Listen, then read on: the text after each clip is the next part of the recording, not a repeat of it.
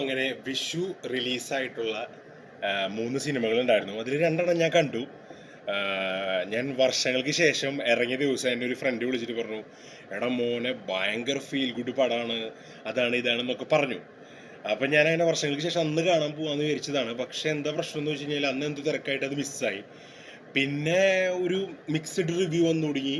പിന്നെ ആവേശം കയറി അങ്ങോട്ട് ക്ലിക്കായി. അപ്പോൾ ആവേശത്തിന് പോകണമെന്നായി.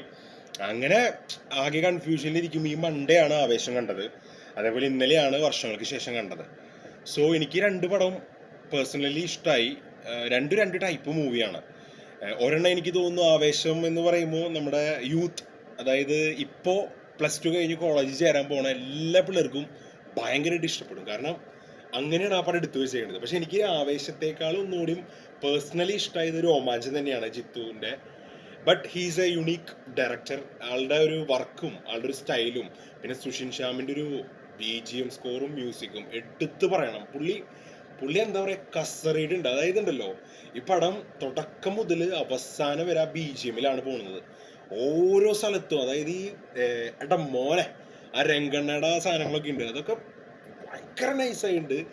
ഭയങ്കരമായിട്ട് ഇഷ്ടപ്പെട്ടു. ആവേശം ഇങ്ങനെ നമുക്കിങ്ങനെ അടിച്ച് പൊളിച്ച് ജിൽ ജിൽ എന്ന് പറഞ്ഞ് കാണാം. ഇതിന്റെ ലാസ്റ്റ് വരുന്ന ആ ഒരു സോങ് ഒക്കെ ഉണ്ട്. ആ സോങ്ങിൽ നമുക്ക് തിയേറ്ററിൽ നിന്ന് ഡാൻസ് കളിക്കേണ്ടായിരുന്നു പിള്ളേരൊക്കെ. അമ്മാതിരി പടം. പിന്നെ വർഷങ്ങൾക്ക് ശേഷം വിനീത് ശ്രീനിവാസൻ മൂവി. എല്ലാവരും പറയും ക്രിഞ്ചാണ്, അതാണ് ഇതാണ് എന്നൊക്കെ പറയും. പക്ഷെ എന്നിരുന്നാൽ കൂടി പുള്ളിക്ക് തിയേറ്ററിലെ ആൾക്കാരെ പിടിച്ചിരുത്തറിയാം. അപ്പം ഞാൻ ഇന്നലെ അപ്പൻ്റെ അമ്മേനും കൂടി പടം കാണാൻ പോയത്. അപ്പം അപ്പന് വലിയ കാര്യമായിട്ട് അങ്ങോട്ട് ക്ലിക്കായില്ലേ. അമ്മയ്ക്ക് ഭയങ്കരമായിട്ട് ഇഷ്ടപ്പെട്ടു. ഇത് സെയിം പാറ്റേൺ തന്നെയാണ്, ഒരു same template, same cliché story, അതായത് ഒരു മൂവി മേക്കിംഗ്, അതൊക്കെയാണ് വരുന്നത്. പക്ഷെ എടുത്തേക്കണ ഒരു രീതിയും അതിൻ്റെ ഒരു വേ ഓഫ് പ്രസൻറ്റേഷൻ, എന്താ പറയുക, പാട്ടുകൾ, ആ ഹൃദയം കണ്ടിട്ടില്ലേ. ഹൃദയത്തിൽ എനിക്ക് ആ പടം ഹൃദയം കഴിഞ്ഞപ്പോൾ എനിക്ക് ഹൃദയം തീർന്നു പോകരുത് എന്നാണ് തോന്നിയത്. കാരണം അങ്ങനെ ഒരു ഫീലിൽ കൊണ്ട് എത്തിച്ചേക്കാം. ഇതിൽ കുറേ രസകരമായിട്ടുള്ള സംഭവങ്ങളുണ്ട്. പ്രത്യേകിച്ചും എനിക്ക് ഏറ്റവും ഇഷ്ടമായത് സെക്കൻഡ് ഹാഫാണ്.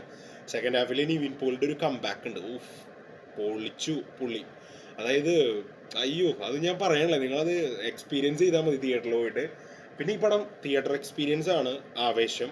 ഇത് OTTയിൽ കണ്ടാൽ നിങ്ങൾക്ക് ആ ഒരു ഫീല് കിട്ടില്ല. കാരണം മ്യൂസിക് ആണെങ്കിലും അതേപോലെ തന്നെ ഇതിൻ്റെ ഓരോരോ സംഭവങ്ങളാണെങ്കിലും, അതായത് വിനീത് ശ്രീനിവാസൻ ആ മൂവി കൊണ്ടുപോകുന്ന ഒരു രീതിയുണ്ട്, അത് ഭയങ്കര എക്സ്ട്രാ ഓർഡിനറി ആണ്. ഞാൻ ആ ജ്ഞാപകം എന്ന് പറഞ്ഞ പാട്ടൊക്കെ നമുക്ക് ശരിക്കും നമ്മുടെ ഹൃദയത്തിൽ തൊടും. പിന്നെ ഈ പടത്തിൽ നമുക്ക് ഇഷ്ടമുള്ളവർ തന്നെയാണ് കാസ്റ്റൊക്കെ, അപ്പോൾ അതുകൊണ്ട് നമ്മൾ കണ്ടിരുന്നോളും. പിന്നെ പ്രണവ് മോഹൻലാൽ, ആക്ച്വലി ലാലേട്ടൻ്റെ കുറേ റിസംബ്ലൻസ് വരുന്നുണ്ട് പ്രണവ് മോഹൻലാലിന്. പിന്നെ ബേസിൽ പിന്നെ ഞാൻ പറയില്ലേ, ഫസ്റ്റ് ഹാഫിൽ ഒന്ന് പടം ഡൗൺ ആകുമ്പോൾ അജു അറീസ് വരും. സെക്കൻഡ് ഹാഫിലേക്ക് കയറുമ്പോൾ നീരജ് മാധവ്, നിവിൻ പോളി, പിന്നെ ഒരാളും കൂടി ഉണ്ട്, ഞാൻ പറയാനില്ല. അങ്ങനെ പടം ഇങ്ങനെ ടേക്ക് ഓവർ ചെയ്ത് പോകും. കാരണം പുള്ളി ഏതൊരു ഇന്റർവ്യൂവിൽ പറഞ്ഞിട്ട് ഒരു പടത്തിൽ 15 സീൻ നന്നായാൽ മതി, ആ പടം അടിപൊളിയായിരിക്കുന്നു. പുള്ളിക്ക് അറിയാം ആൾക്കാരുടെ പൾസ് എന്താണ്, എവിടെ പിടിക്കേണ്ടത്. ഞാൻ പോകുമ്പോൾ 2 സിനിമയും ഹൗസ്ഫുള്ളാണ്, ആവേശം വർഷങ്ങൾക്ക് ശേഷം. പക്ഷെ എനിക്ക് തോന്നുന്നു പിള്ളേർ കാറ്റഗറികൾക്ക് ഉറപ്പ്